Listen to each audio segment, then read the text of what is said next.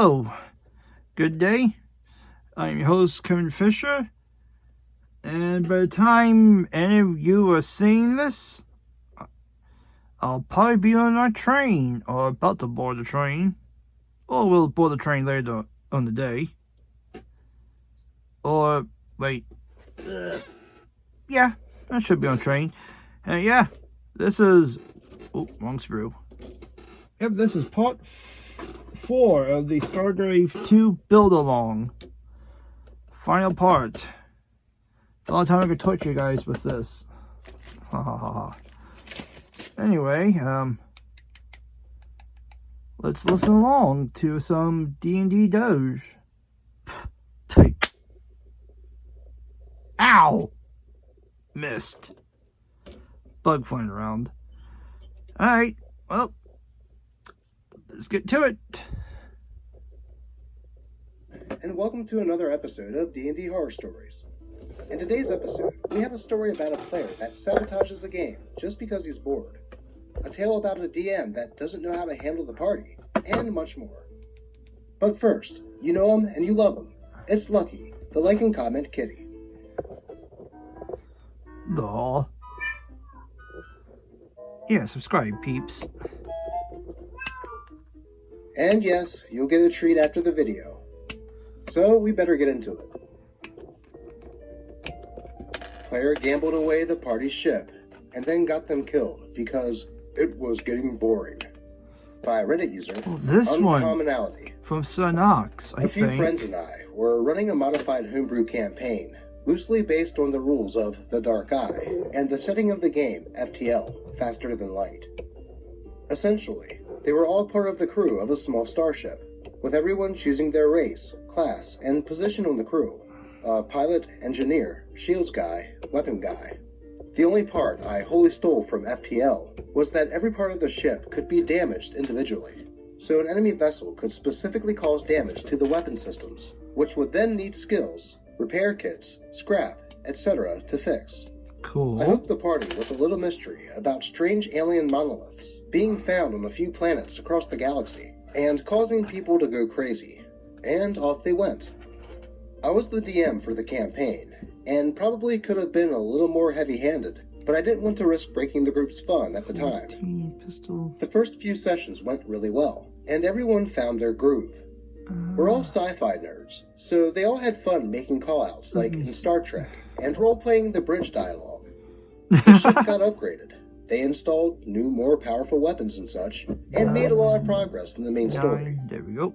They were in the midst of defending a mining outpost, which had found one of the monoliths, from a small squad of mercenaries, when a few bad rolls, and an unintended combo in the enemy composition. Basically, the mercs had 2 fighters, which have very high evasion, and the player's ship didn't have any point defense, and was mostly focused on taking out larger vessels.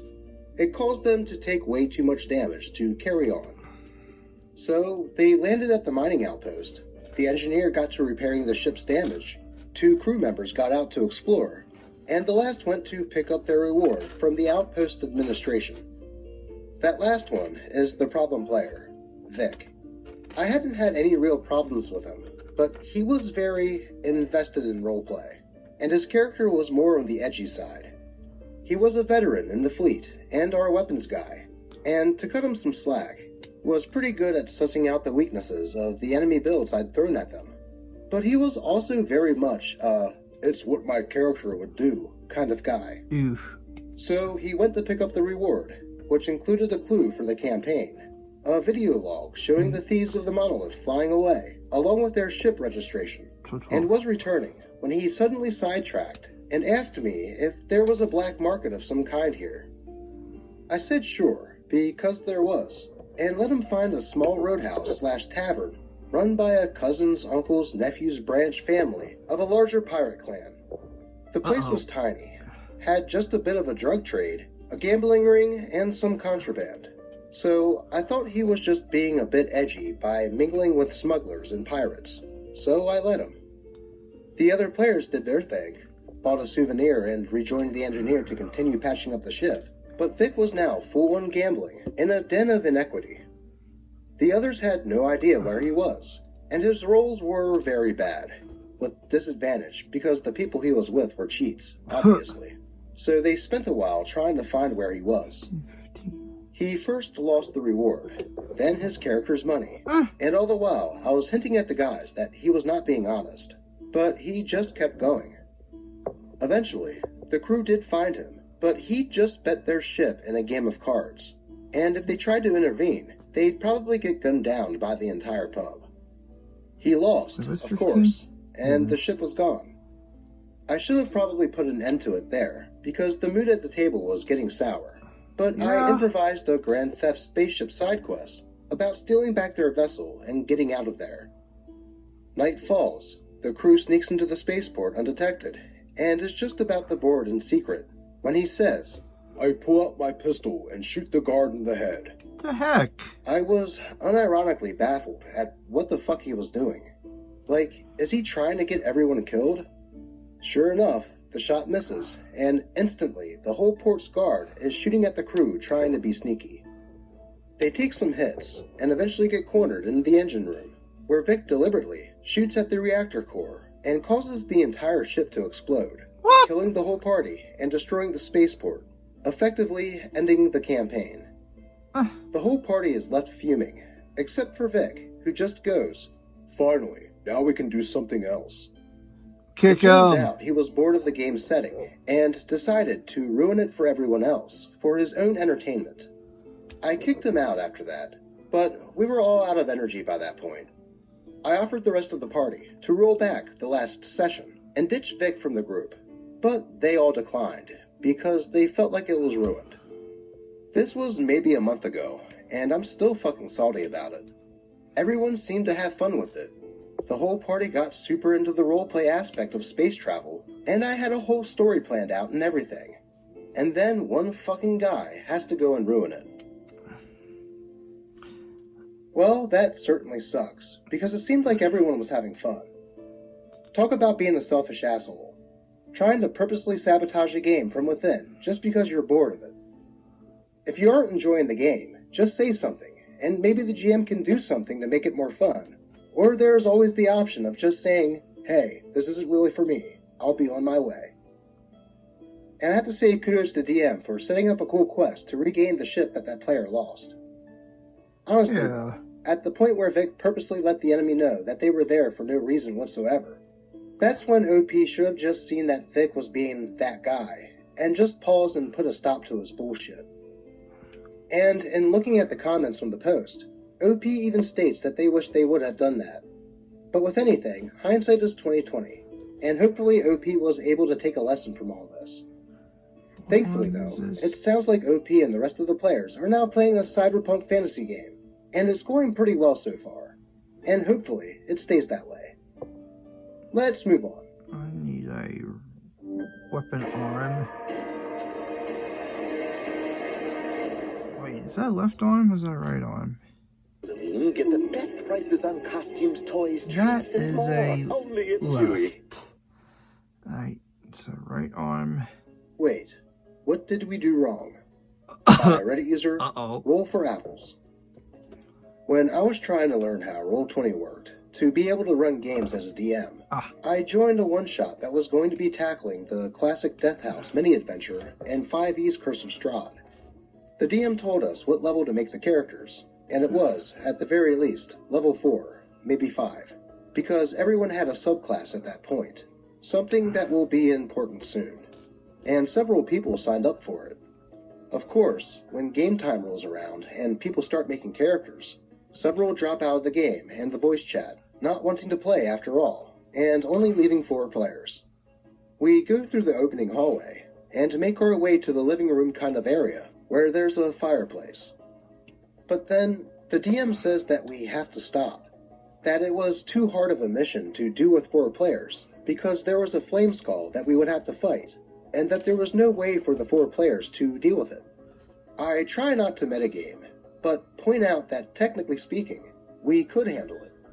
The challenge rating is factoring for a party of 4, and the room we would have faced it in would have been at the very beginning, with the party full up on abilities and HP. But the DM continues, "No, there's no way for you to be able to destroy it for good. We have to stop." I reply with, okay, so we don't have to spell magic or remove curse. But if we kill the thing and trap it in the chimney, it doesn't matter if it comes back or not. It'll be trapped. It can't go up the chimney because the house doesn't allow exits. If it does fire things inside there, it's inside something designed to contain fire. Plus the shields we walked past will make a good barricade for the opening of the fireplace. And why would the house try to destroy itself when we just stepped in it? But it was at this point that the DM quickly deleted the game and exited the Discord chat, leaving only me and the rogue. But at least I got the rogue to be a player for the game I ran. Good grief. Yeah, that is certainly strange, to just up and quit the campaign right after starting it. I mean, why even start after all the players dropped if you just thought it would be too hard for only 4 players? Plus, the DM could have always just adjusted things if he thought that the players couldn't handle it. Right. I mean, it's D&D. You can basically do anything. Perhaps the DM was just stressed out about the other players leaving, and just wanted an excuse to leave himself. But hey, silver linings. OP found a new player for their game. And before we get to the final story of the day, Nipsey has something to ask. Remember to like the video. I like people who like the video. And we like you too, Nipsey. Now let's hop into the last story. Goblin War Campaign. Now 100% goblin free. By Reddit user Dragonstrike72. Oh no. DM called us together for a Goblin War campaign that he straight up called out of the box. This was back during 3.5, and we had a session 0. Not called that at the time, but we still used them. He wanted everyone to be tied into the goblins in some manner, to give us more investment. Goblin Slayer. Characters are as follows. Human Ranger, me. Dwarven Cleric of Moradin, Halfling Rogue, and Elven Wizard. So we all tied our backgrounds in various ways. My character had grown up on the fringes of Goblin territory, becoming a ranger like his father before him. I took point-blank shot and precise shot for my 2 feats, basically just letting myself be able to shoot into melee without the -4 penalty. Ow. I also took favored enemy, goblins. Note, goblins in 3.5 were an independent species of humanoid, not fae. Simple enough. I get a +2 to hit and damage against goblinoids, and a +2 to track and other such skills against them. Everyone was really amped.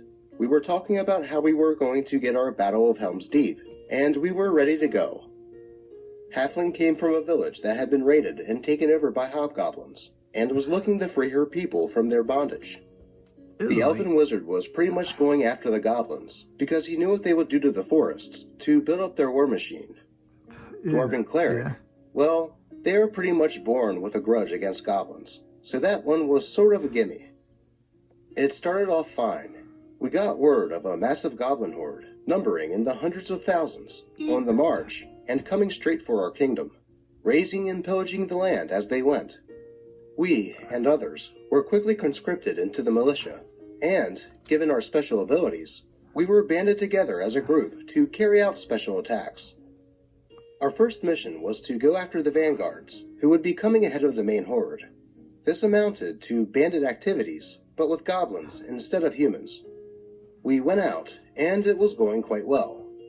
I took point as ranger, sniffing out ambush spots, and we were all doing fairly consistent damage, but not much in the way of crits or fumbles, so it was going about average. Since we all had horses, and I'm a ranger, I suggested that we could train at least my horse to be able to aid in tracking, since horses do have scent as a special ability. The group agreed with the idea, and we took what time we could between missions working on it. Then, at level 3, something changed. Our mission stopped being to do with goblins, and started being more generic adventurer fare. We figured, alright, this is cool. This gives us some other stuff to do, and break up the goblin stuff for a while. At first, it was nice. We got away from the same old bad guys, but it started to drag on, to the point where a couple of seasons went by in-game, with nothing but side quests. I finally decided that we should probably get back to the war front, which we were still getting word of going on, and we set out. We were level 6 by this point, And I had my animal companion, a wolf we had gotten studded leather armor and a saddle for, Cool. so that the halfling could ride it. Awesome. She was psyched about the trip attack and stab combo. So I rolled a tracking check to figure out which direction the horde was from us as we rode. Got a 34, as I nat 20'd the check, and was informed that there was absolutely no trace of them. What? I thought the DM was doing a deadpan thing, but no, he was adamant. We could not find them. So, checking our notes, we went by one of the towns we knew had been recently sacked and tried again. This time, I got a 27 to track 250,000 people marching in formation, with siege engines, mounts, and the like. And again, nothing. What? Not a trace. We got spells to help us out. Nothing. We checked for traces of magic that might be hiding the army's movement. Again, no. Across 3 full sessions, we were pulling out every trick we could think of in order to find this horde, and just nothing.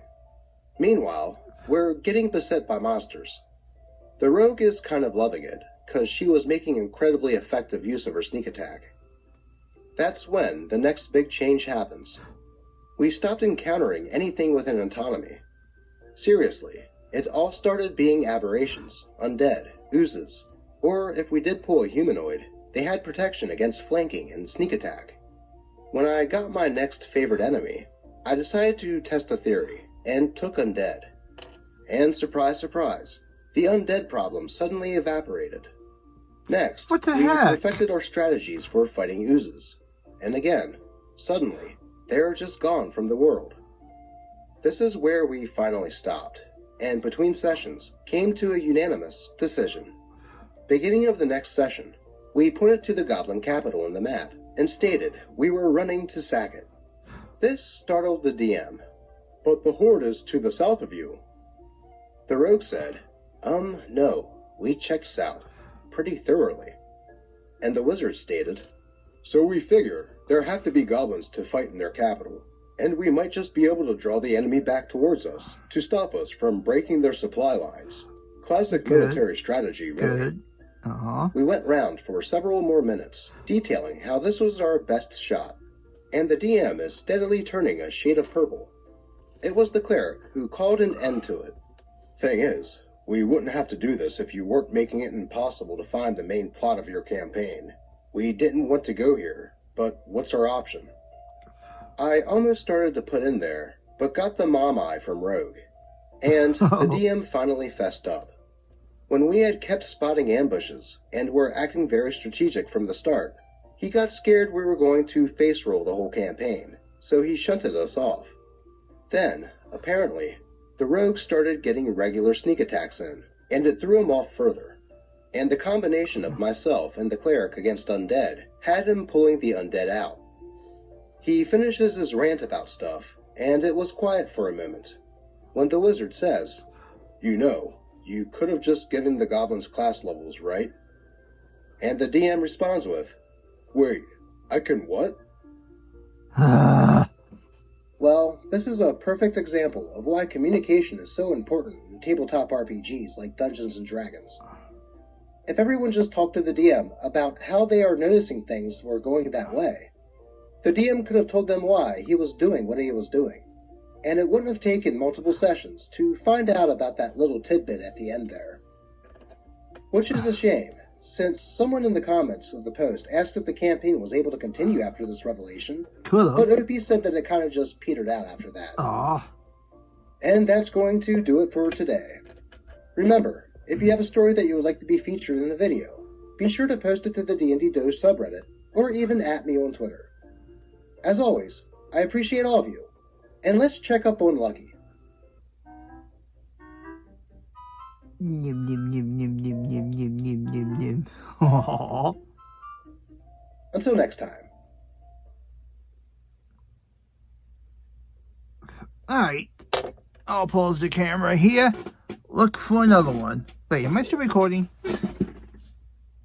Yes, I am. Alright. Well, that's it for the Doge for his new video. Now we go on to Crispy's Tavern for his new video. I've been in my D&D group for 2 years now, and overall it's been smooth. We've made it through 4 campaigns together. Things have been rocky though, since we went online, but that's bound to happen. My DM is a good guy, I thought, and has been an acquaintance bordering on friend. He's 6 years older than me, so we're not super close, but I respect him and enjoy his campaigns. Okay. About a month ago, he asked me if I'd be interested in doing stuff before one of our sessions. I said, sure, figuring he meant having coffee at the park or something. So when he invited me to his house, I was confused, since this was during the pandemic and we weren't really on alone in each other's apartments terms. When I asked him what was going on, he confessed he felt a real connection while playing and was interested in me in that way. Honestly, I was pretty upset because he knows I have a girlfriend, I'm bi, who used to hang out at sessions with us even. He said he didn't know we were still together and apologized and reassured me it wouldn't make the game weird. Well, that was a big old lie. In the first 2 sessions, he's been extremely cold to me as a person and treats my character like garbage. She's a tabaxi cleric and he's done all he can to make her absolutely useless. Every single skill check I make fails regardless of simplicity. Every idea of mine just won't work. He just sits back and acts incredibly bored whenever it's my turn. Some of the other players and I have brought it up, and he denies it. When I accused him of being unfair, he said he used to treat me special because he liked me. But now that he knows I'm not interested, he's apparently being fair and tells me I'm just not good at D&D.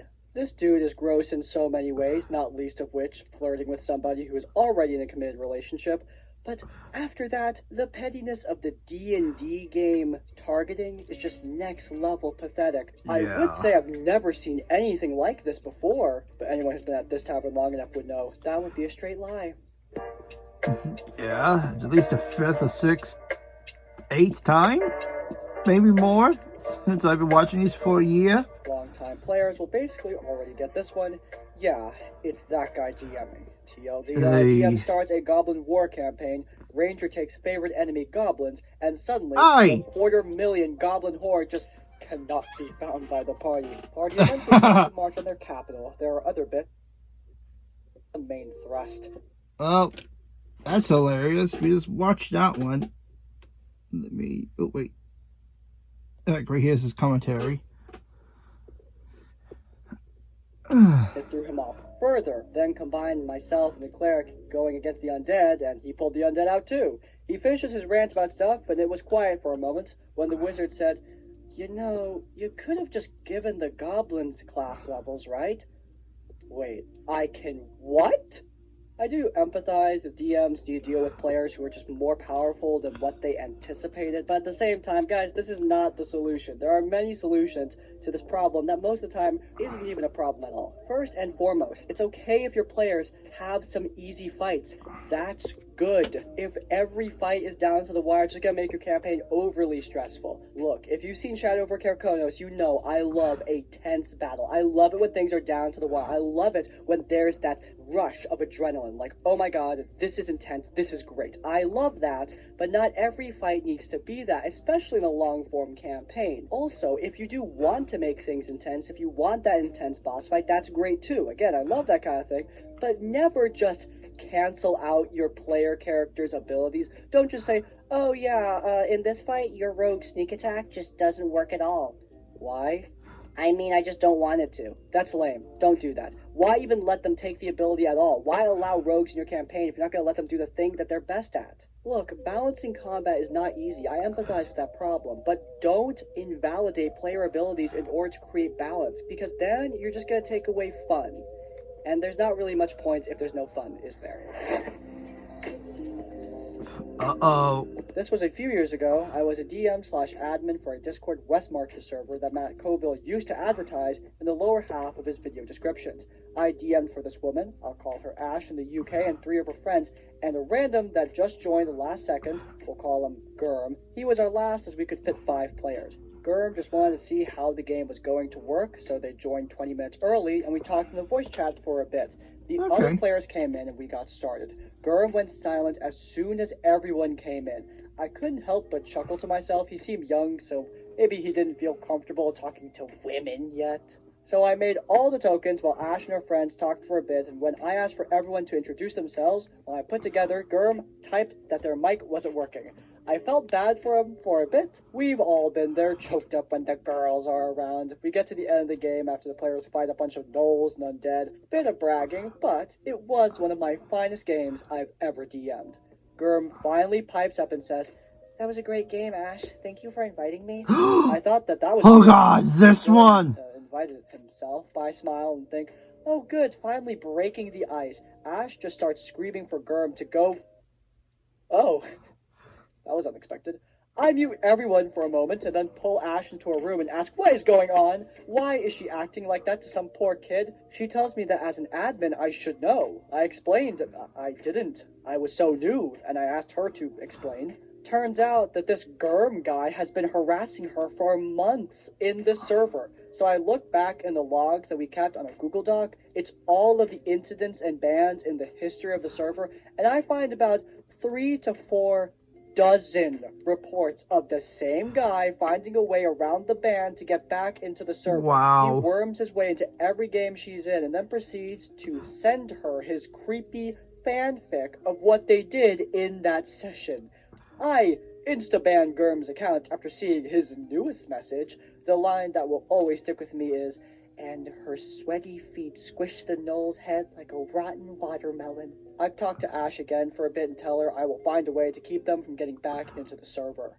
We close down the server for a bit and re-interview everyone on the server. Have them talk to us for a few minutes to see if it's the same guy or not. Got rid of 3 or 4 accounts that were suspected to be clones of Gurm. We open the server back up and make audio interviews mandatory to join the server.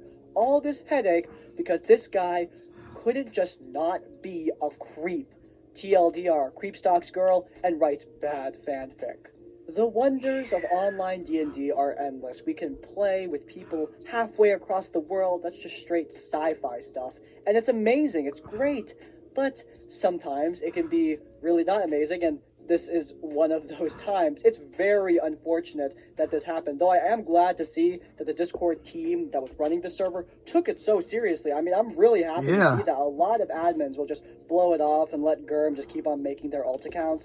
But here, the team took it seriously and closed down the whole server for a bit to try and figure out this issue and started making audio interviews mandatory to stop this guy from getting in. I'm not happy that the situation happened, obviously, but I am happy to see that people actually took it seriously and took care of the problem. This is also why small talk to me is really important. Everyone talking to each other before the game can expose a lot about people, not just the good things, but also some of the things you might want to avoid. And Gurm is definitely someone you want to avoid. Oh no. I feel incredibly loyal and responsible to the original show. Not really my thing. I'm a lesbian, and I promise this is unfortunately relevant. Not sure if this needs a content warning, but I'm going to include one just in case. Some backstory that leads me to this particular group of players. I've had the itch to play D&D since quarantine began, but have been too afraid to take the plunge into online sessions. I used to play at a table with my wife and our close friends, but that campaign fizzled out after the DM wrote himself into a corner and general life things happened, you know, retail jobs, adulting, what can you do? After finally kicking my social anxiety to the curb and mustering up the courage to join a few D&D servers, I found a couple of games that interest me, so I went ahead and applied. This would be my first foray into 5th edition, and I was excited. I was accepted into 2 campaigns, the first of which I'm still in, and even running a campaign of my own for the same group. Nice. But this post isn't about the first campaign. This is about the second one. The general game concept was that a group of longtime friends had to leave their village because of a prophecy which had the potential to change the world. Oh, It these was never promised go to be well. very roleplay heavy, which I was pretty excited about. After a preliminary voice call interview with the DM, current members of the group, and another potential member, I was feeling good. The DM seemed chill, no one was homophobic at the mention of my wife, and everyone was pretty nice. The character pitch that got me accepted to the campaign was a human bard with a flair for the dramatic and a love of sleight-of-hand magic tricks to entertain the village's children. While not born in the village, he'd arrived as a child with his mentor, where the parents were born in the town square to make a living. Was left behind while his mentor left on business, and upon finding out they had to leave the village, he looked at the silver lining of being able to search for his missing mentor. Okay. Little did I know that the only part that would stick out to the DM would be flair for the dramatic and the character's custom art, which featured a sunset celestial cape and some colorful hand scarves. This takes a couple of sessions to rear its ugly head, but boy, did it. The meat of the cringe. From the beginning, I was expected to be an integral part of this village and friends with the other player characters, despite not having access to their backstories or knowing anything about them. Okay, I could roll with that. I was confident enough in my role-playing ability to handle improvising, and the first session went decent enough, despite having been dropped into the campaign's third session with the bare minimum information of the previous sessions. I'm talking not even a recap levels of dropped in. Again, I could roll with that. Another new player was also joining in the same session. She played a tiefling cleric. There was some great roleplay between our characters. The cleric was anxious about being forced to leave the church she had grown up in, and my bard made her a flower crown from the church's garden so she'd have a memento of her home. And he did the same thing for the others' characters. It was sweet. When I asked if we could add the crowns to our inventories, I was met with a very rude, haha, no. The problems began arising immediately after the first session ended. The cleric's player left the session, and the DM began to trash talk both the character and player while the other established players joined in. Like, the cleric had been gone maybe 10 seconds before they started up, and it happened that fast. At that point, I had spoken to this group a grand total of twice. They agreed to boot her from the campaign as I just sat in silence. I should have left after this first glaring red flag, but I was desperate to play D&D. By the time my second session with this group rolled around, things got worse. You know how some friends show affection by making off-color jokes at each other? The sort of jokes that could be seen as insults were it not for the years of bonding everyone has gone through. Yeah, the DM was making those sort of jokes at me, despite knowing them for a grand total of 2 weeks and having only spoke to them a handful of times. Like, sorry man, you're not exactly at high enough friendship levels to make gay jokes about me and my wife, nor to be making jokes about my insecurities. The jokes never veered into homophobic territory, but they're a little too close for comfort. These jokes aside, I was determined to try and stick it out. Roleplay was decent while the other players reciprocated. I spent a lot of time during sessions feeling like I was the only one trying to roleplay or move the session forward. I'd say something and there would be extremely long silences before the DM would try to come in and railroad the party forward. This happened, unfortunately, a lot, with the worst instance detailed below. The party finally found the prophecy that got us kicked out of the village, and we learned we'd be hunted just for being mentioned in said prophecy. Life on the run began, and we had a destination in mind, the Earth Kingdom. Imagine, you're in a grassland with no discernible features. You've never left your village before, and you've been forced to leave prematurely on the threat of death, and everyone knew why except for you, and they refused to tell you why, because you'll find out yourself. You don't even have a map, and when you finally come across some small stones in this vast expanse of green, you think, hey, something man-made. This will lead us somewhere so we can get our bearings. Haha. Nope, the first hour of the third session was spent walking through an empty field following something the DM put importance on, only for it to be revealed, but they led to nothing, and were leading us in the wrong direction when a waste of a nat 20. We couldn't even know it was the wrong direction because the DM had no world map, not even vague MS Paint scribbles, to show us as players where in the world things were located. So not only were we left with the vaguest directions on where to go or how the kingdoms were set up, but any attempt I made at roleplay was met with silence as I, a bard, led the party in the wrong direction at the DM's insistence for a real-world hour. I was very nearly bored to tears and frustration as I was the only one putting in effort, and I felt like a fool for having been led on by the DM, and left feeling like my character was disliked by the party because there was zero attempt to roleplay in a roleplay-heavy campaign. We then found a nomadic village where we had our first encounter with the sand assassins who were hunting us. After combat, our characters were all but chased away by the villagers, which the DM insisted was emotionally difficult, even though the characters had only been there for a day and a half. Fuel up with the Wawa app and get 15 cents off per gallon. It's so easy. Just select your call. There we go. It was during the session that the jokes about my human bard being a gay tiefling started. Our characters had wanted posters that featured their general descriptions, and mine was solely focused on being a colorful, and I guess therefore gay, tiefling. Everyone else's were pretty accurate, and they were elves/half-elves, but no, the human with easily identifiable features and clothing is clearly a colorful tiefling. We meet a new NPC who has knowledge about the situation. Oh, you're the gay tiefling. Every single time. Hostile. Listen, I'll make gay jokes till the cows come home. My wife and I make them constantly. My friends and I make them all the time. Hell, even in my other group, I make the "I'm gay and I can't do math" meme on a regular basis as I mess up adding up my damage rolls. 8 plus 4 does not equal 10? But I do draw the line at these jokes being made at my expense by someone I barely know, or when all other aspects of my character are ignored because he has one gay stereotype in his personality. Non-horny bard who's confident in himself, tries to cheer up his friends in spite of their dire circumstances, would commit murder for them, and loves the art of performance because it makes people smile, but also because it's just fun. Nah, he's totally gay. Did I mention that my character never flirted with anybody? Male, female, or otherwise? The DM just incorrectly decided that my character was gay and made every interaction revolve around that assumption, even though I constantly corrected him while reiterating that my bard was just a showman by nature who enjoyed making people laugh with his antics. The DM also really wanted to give our characters emotional damage, and the following session was also spent trying to force us to feel, I don't know, traumatized, powerless. Our characters lost an in-game year while inside some trial. My bard's reaction was just, "Oh, well, that kinda sucks. Maybe the assassins think we're dead. Cool." Spoiler alert. The assassins did not think we were dead, and knew exactly where we were despite not having seen us for a year.